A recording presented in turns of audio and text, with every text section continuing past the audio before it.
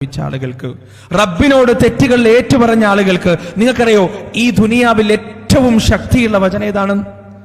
ഈ ദുനിയാവിൽ ഏറ്റവും ശക്തിയുള്ള രണ്ട് വാക്കുകൾ ഏതാണെന്നറിയോ? അസ്തഗ്ഫിറുല്ലാഹ്. അതിനേക്കാൾ ശക്തിയുള്ള മറ്റൊരു വാക്ക് ഈ ദുനിയാവിലില്ല സഹോദരങ്ങളെ. ആഖിറത്തിന്റെ കാര്യം മാത്രമല്ല, ഈ ദുനിയാവിന്റെ കാര്യം പോലും അല്ലാഹു സുബ്ഹാനഹു വ തആല പറഞ്ഞെന്താ ഖുർആനിൽ? ഫഖുൽ തുസ്തഗ്ഫിറു റബ്ബക്കും ഇന്നഹു കാന ഗഫാറ യുർസിലിസ് സമാഅ അലൈക്കും മിദ്റാറാ വയുംദിദുക്കും ബിഅംവാലിൻ വബനീന വയജ്അൽ ലക്കും ജന്നാത്തിൻ വയജ്അൽ ലക്കും അൻഹാറാ മാ ലക്കും ലാ തർജൂന ലില്ലാഹി വഖർ. നിങ്ങൾ ഇസ്തിഗ്ഫാർ നടത്തിക്കോ, നിങ്ങൾക്ക് ഞാൻ മക്കളെ വർദ്ധിപ്പിച്ചു തരാം, നിങ്ങൾക്ക് ഞാൻ സമ്പത്ത് വർദ്ധിപ്പിച്ചു തരാം, നിങ്ങളുടെ കഷ്ടതകളും വ്യസനങ്ങളും ഞാൻ ഇല്ലാതെയാക്കി തരാം. അള്ളാന്റെ ഓഫറാണ്. ഇസ്തിഗ്ഫാർ ചെയ്യുന്ന ഒരു മനുഷ്യനെ സംബന്ധിച്ചിടത്തോളം അയാളുടെ ദുനിയാവിന്റെ കാര്യങ്ങളും അല്ലാഹു സുബ്ഹാനഹു വ തആല പൂർത്തിയാക്കി കൊടുക്കും.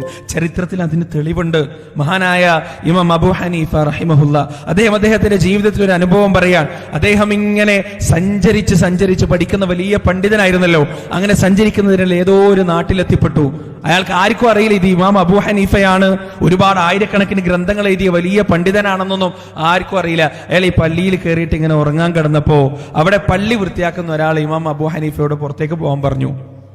അബൂ ഹനീഫ പറഞ്ഞു, എനിക്ക് പുറത്തു പോകാൻ പറ്റൂല, ഞാനൊരു യാത്രക്കാരനാണ്, ഞാൻ ഇൽമു തേടി വന്നതാണ്, അതുകൊണ്ട് നിങ്ങൾ എന്നെ നിർബന്ധിക്കരുത്, എനിക്ക് പള്ളിയിൽ അഭയം നൽകണം. അയാൾ അത് കൂട്ടാക്കാതെ ആ പള്ളി പരിപാലകൻ ഇമാം അബൂ ഹനീഫയെ പിടിച്ചു വലിച്ച് പള്ളിയുടെ പുറത്തേക്ക് വലിച്ചയച്ചു. ഇത് കണ്ട് ഒരു റൊട്ടി കച്ചവടക്കാരൻ ചെയ്യുന്ന ഒരു റൊട്ടി കച്ചവടക്കാരൻ ഈ ഒരു രംഗം കണ്ടിട്ടാണ് അങ്ങോട്ട് വരുന്നത്.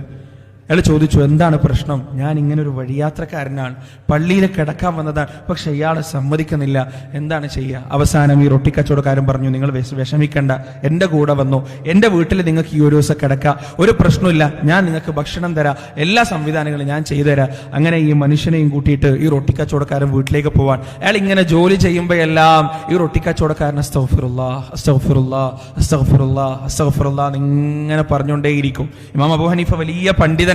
ഈ ഇമാം അബൂ ഹനീഫ എന്നിട്ട് ചോദിക്കാണ്, എന്താണ് നിങ്ങൾ ഇങ്ങനെ എപ്പോഴും അസ്തഗ്ഫിറുല്ലാഹ് ഇങ്ങനെ പറഞ്ഞുകൊണ്ടിരിക്കുന്നുണ്ടല്ലോ, എന്താണ് നിങ്ങൾ ഇത്രയും വലിയ പാപമൊക്കെ ചെയ്തിട്ടുണ്ടോ, എന്തിനാണ് നിങ്ങൾ ഇങ്ങനെ പറഞ്ഞുകൊണ്ടിരിക്കുന്നത്?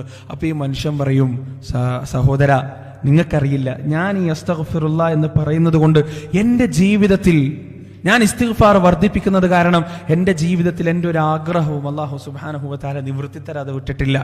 എൻ്റെ ജീവിതത്തിൽ എൻ്റെ എല്ലാ കാര്യങ്ങളും പടച്ചവൻ കൃത്യമായി പൂർത്തീകരിച്ചു തന്നിട്ടുണ്ട്. എനിക്കൊരു സങ്കടമില്ല, എല്ലാ ബാധ്യതകളും തീർത്തന്നിട്ടുണ്ട്, എല്ലാ ആഗ്രഹങ്ങളും. ഒരാഗ്രഹം ഒഴികെ, ഒരൊറ്റ ആഗ്രഹം മാത്രം എൻ്റെ ജീവിതത്തിൽ ബാക്കി കിടക്കാൻ.